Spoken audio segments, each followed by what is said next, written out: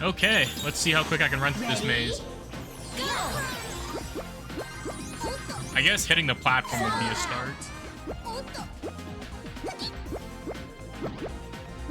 Oh my god. That's gotta be like one of the biggest blunders of the century right there. I gotta find a little bit of redemption in this run or I'm doomed.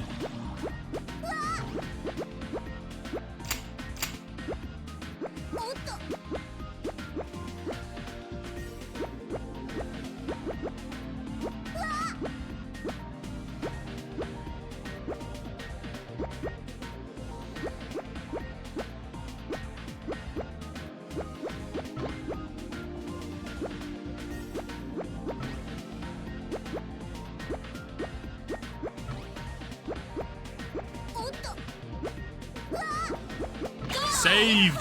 I can show my face in public again. Yes!